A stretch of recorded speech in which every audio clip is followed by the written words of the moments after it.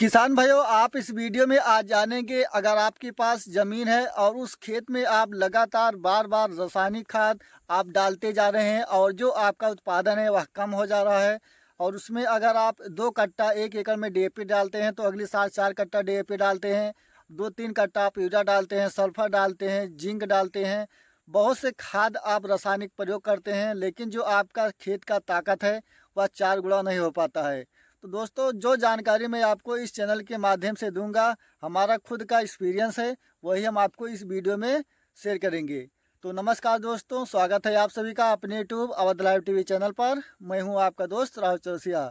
दोस्तों, जो जानकारी मैं दूंगा, अगर इस वीडियो को आप लास्ट तक देखेंगे और अपने फसल में खेत में प्रयोग करेंगे तो आपका जो उत्पादन है वह 2 गुना हो जाएगा। और जो आप रासायनिक खाद बार बार प्रयोग करते हैं उसका खाद आप 1 एकड़ में आधा डालें और आप खुद ही उसका रिस्पांस देखकर।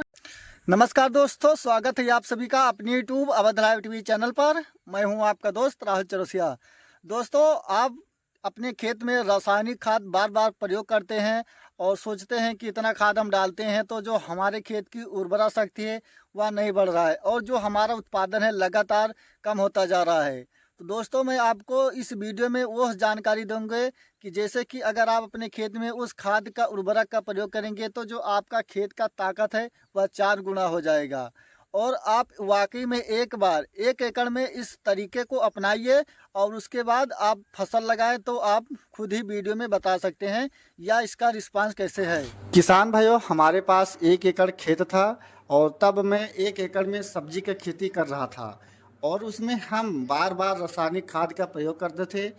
उसके करने से जो हमारा फसल रहता था उसमें वायरस का अटैक ज़्यादा देखने को मिलता था।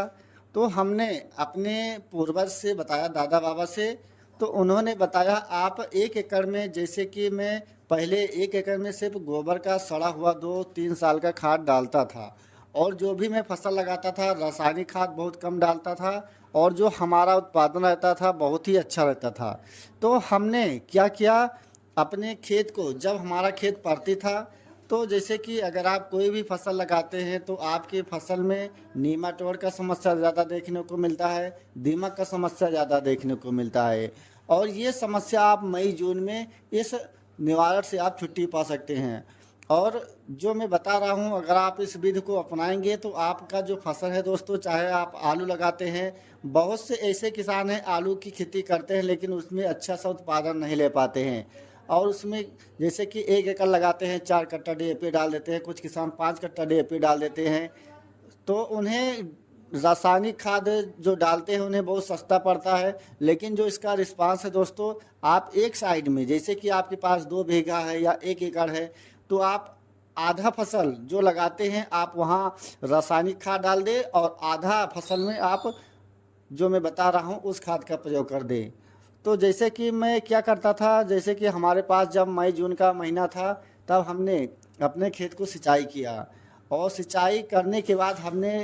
1 एकड़ में 4 ट्राली गोबर का खाद डाल दिया और गोबर का खाद डालने के बाद ठीक है, हमने कल्टीवेटर से 3 से 4 बार गहरी जुताई किया। गहरी जुताई करने से यह फ़ायदा है, मई और जून के महीने में धूप ज़्यादा तेज रहता है जिससे हमारे मिट्टी में जो नीमाटोड का समस्या देखने को मिलता है और उसके अलावा दीमक का समस्या देखने को मिलता है। इतना तेज़ धूप लगने के कारण ये सारे जो दीमक है ख़त्म हो जाते हैं और जो हमारे मिट्टी की ताकत रहती है दोस्तों वह डबल हो जाता है। और किसान भाइयों, आपको जैसे कि खेत की गहरी जुताई कर दिया, आपने 1 एकड़ में 4 ट्राली गोबर का खाद डाल दिया। अगर आपके पास मई जून का महीना है तो आपको 10 और 15 दिन पर एक बार कल्टीवेटर से आपके खेत में नमी नहीं बनाना है, आपको वैसे ही ज़मीन को रखना है, सिंचाई नहीं करना है और आपको 1 महीने तक 10-15 दिन पर कम से कम 3 बार कल्टीवेटर से जुताई करना है। और जुताई करने के बाद दोस्तों, जैसे कि आपको अगर 1 एकड़ में ढेंचा का बुआई कर देते हैं तो आपके फसल में इससे हरी खाद बनता है और आपको इसमें कोई भी, जब फसल लगाते हैं तो आपको खाद डालने की ज़रूरत नहीं है। ये अगर आप ढेंचा बुआई करते हैं तो 1 महीने तक आपका तैयार हो जाएगा और जैसे तैयार हो जाता है तो आपको इसमें क्या करना है, कल्टीवेटर जो होता है दोस्तों, उसी में पाटा लगा देना है। पाटा लगाने के बाद रोटावेटर से जुताई कर देना है, और जुताई करने के बाद फिर आपको इसको चाहे कल्टी इसमें पानी भर के धान लगा दे, या आप कोई भी सब्जी की खेती करना चाहते हैं तो आप सब्जी भी इसमें लगा सकते हैं, चाहे टमाटर है या बैगन है या फूल गोभी है। और जो फूल गोभी आप देख रहे हैं दोस्तों, जैसे कि इस जो फसल है हमारा, इसमें जब हमने ट्रांसप्लांट किया था तो अपने फसल में हमने 1 एकड़ में 3 ट्राली गोबर का खाद डाल दिया था, और इसमें हमारा कोई भी रासायनिक खाद नहीं पड़ा है। और आप देख सकते हैं जो फूल है दोस्तों गोभी का, बहुत ही अच्छा है। और मैं आपको दिखाऊंगा दोस्तों, हमारा जो 1 एकड़ टमाटर का फसल है, या बिना बाँस के बिना ड्रिप के है, जिस पर कि हमारा जो टमाटर का फसल है उसमें मैं रासायनिक खाद का दोस्तों नहीं प्रयोग किया था। और आप देखेंगे कि जो भी टमाटर का फसल है दोस्तों, बहुत ही अच्छा साइज है। और हमारा टमाटर का फसल 55 से 60 दिन का हो चुका है दोस्तों, 60 दिन का हो चुका है। आज 22 मई है, हमने 22 मार्च को टमाटर का ट्रांसप्लांट किया था। और हमारा जो टमाटर का फसल है दोस्तों, उसमें फंगस का नाम चीज़ है ही नहीं, और ना तो उसमें जो उड़ने वाले कीड़े का प्रकोप रहता है वो भी समस्या नहीं है, ना तो गलन का समस्या देखने को मिला। और जो टमाटर का फल है दोस्तों, एक पेड़ में कम से कम 50 से 60 फल टमाटर भी लगा हुआ है। और इसके अलावा जैसे कि आप देख सकते हैं, ये हमारा टमाटर का फसल है, और ये टमाटर अभी हमारा हार्वेस्टिंग चालू नहीं हुआ है। और फल भी आप देख सकते हैं, टमाटर का फल भी दोस्तों बहुत ही अच्छा है। और 1 महीने में हमने 3 से 4 बार ही दवा का प्रयोग किया है। और इसके अलावा जैसे कि आप आलू की खेती करते हैं, और आलू के फसल में भी आप रासायनिक खाद का ज़्यादा प्रयोग करते हैं दोस्तों, और आलू का जो उत्पादन है आपका 1 एकड़ में 150-200 कट्टी के अंदर ही आपका रह जाता है।